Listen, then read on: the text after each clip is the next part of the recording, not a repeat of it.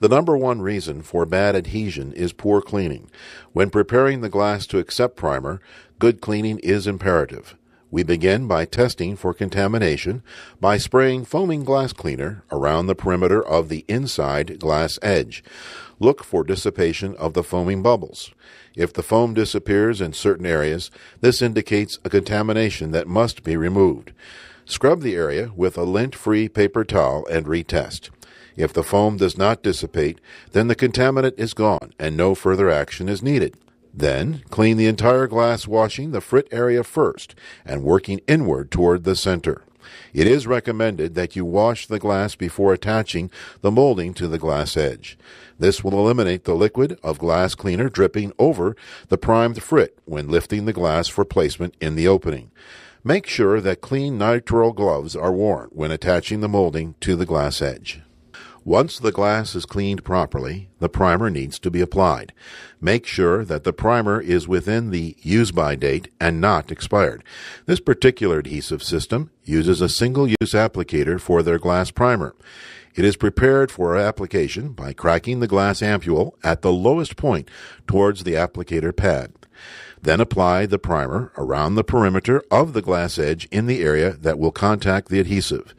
If you are not sure where the bead will make contact with the primer, just prime a larger area. Just make sure to stay on the frit paint and not the transparent part of the glass. Make 2 passes around the glass with the primer. In areas where the applicator pad cannot make a smooth pass, in this case around the top hanger pins, wet a dauber with the pad and apply it around the pin. Make sure that the primer has more than enough time to flash and dry properly before adhesive application. This is one reason why we recommend the glass to be prepared before the vehicle is taken apart. Once the glass is prepared and primed, turn the glass over on the windshield cradle to protect against airborne contaminants. Now we can prepare the vehicle for glass removal. Before the glass can be cut out, all the surrounding decorative trim and miscellaneous parts must be removed to access the edge of the glazing. In this particular vehicle, there are a few additional add-on items that must be addressed and removed before the cutout can be accomplished. The first item removed is the interior rearview mirror. The mirror is released and then slid off the mounting bracket. The mirror is then removed from the glass and set in the rear seat to protect against possible damage. Once the mirror is removed, it allows for easy removal of the remote starter. The wiring for the remote starter runs along the headliner and down the interior A-pillar garnish molding. Remove the interior garnish molding by first loosening the door weather strip and releasing the garnish molding clips using your fingers. If a tool is used, the tool could damage the side impact bag housed behind the molding. Once removed, place the molding away from possible damage. The exterior parts are now removed by first opening the hood and removing the windshield wipers. Remove the nut covers from the wiper and remove the nut from the wiper post. Apply pressure to the flexible joint of the wiper. This loosens the wiper base from the post for easier removal. If you have complete control of the vehicle during installation, place the removed parts in areas that will prevent damage from occurring, such as under the vehicle. Remove the corner retainers from the leading edge of the cowl panel with the assistance of a small pocket screwdriver or tack puller. The slot screwdriver makes the plastic faux Phillips screw back out easily for removal of the base. Remove the fender bumpers from the base of the A-pillar using your fingers. Then lift up along the leading edge of the cowl panel, releasing the retainers found underneath. Pull the panel forward and slide out from under the lower glass edge and remove from the vehicle. Store the panel in a protected area. Lower the hood and begin to remove the A-pillar reveal molding. The side moldings fit into a retainer attached to the wall of the A-pillar pinch weld. Start in the lower corner and pry up on the molding from the glass side. Once you get the molding started, the rest releases easily with your fingers. The side moldings extend up on the vehicle's top and under the luggage rack. The molding is flexible and can be displaced instead of completely removing it. This vehicle has an XM radio antenna attached to the vehicle roof. This is an aftermarket add-on, and care must be taken to deal with these types of additions. If you are unfamiliar with the attachment of these types of add-ons, we recommend discussing the reinstallation with the customer. It may require a professional reinstall. In this case, the antenna is attached by a magnetic base. Simply pry off the antenna with a plastic stick and carefully pull the wire from under the top molding. The wire extended down the A-pillar, around a seam in the body, and behind the decorative trim near the front of the door frame. Pry out the trim panel and pull the wire free. To ease cutout, tape the side moldings away from the cutout area to prevent damage and to give clear access to the glass edge. Then tape up the other areas where damage could occur. The top is susceptible to scratches because of the exposed pinch weld wall. Tape the entire top area, making sure to apply the tape to the pinch weld wall.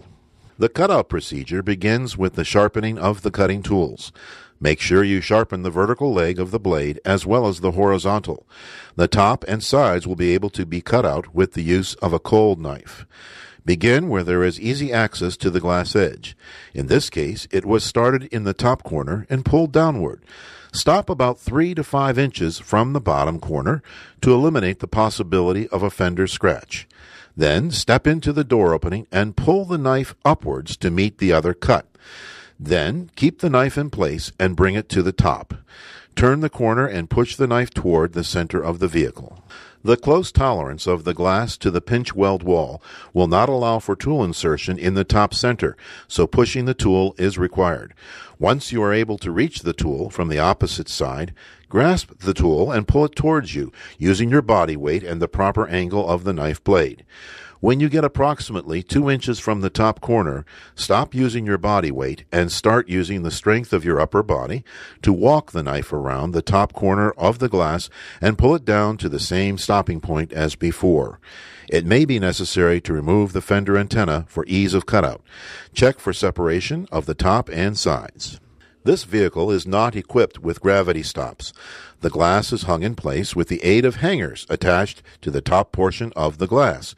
Because there are no stops, care must be taken to prevent the glass from falling off the existing urethane bead and damaging the vehicle. Tape the glass to the roof to prevent slippage. Now put on your anti-vibration safety gloves and begin the lower bead cutout. One very important point to make about cutout tools is that all cutout blades are milled to be flat on one side and beveled on the other. They're made this way to make the cutout easier and safer for the technician and the vehicle.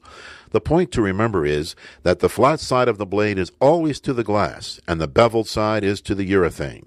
If the blade is used in reverse, then the blade will dive and damage interior moldings and breach the painted surface of the metal, thus causing the possibility of corrosion. Always sharpen your blades on one side only. Keep the flat side flat. All cutout power tools have shared procedures that must be followed to assure safe and fast operation. 1. The flat side of the cutting blade should contact the glass. 2. Lubricate the blade and cutting surface with recommended lubricants. 3. Sharpen the blades before use. Finally, try not to work blind. You can see that the technician is using the tool from the inside, but he is positioning himself where he can see the blade. This will work on both sides for as long as he can reach and operate the tool effectively. But there will be a point that blind operation is required. In that case, make sure that there are no outside items that can be damaged, and make sure that you control the tool and not let the tool control you. When you begin the cutout with the tool shown, it is best if you use a plunging action at first, moving the blade about 2/3 of the width of the blade on every plunge. Once the tool can be positioned down to attain about a 45-degree angle, then the blade can be run along the entire bottom bead. Once the glass is free and loose, lift the glass out carefully, making sure there are no stringers to hinder removal.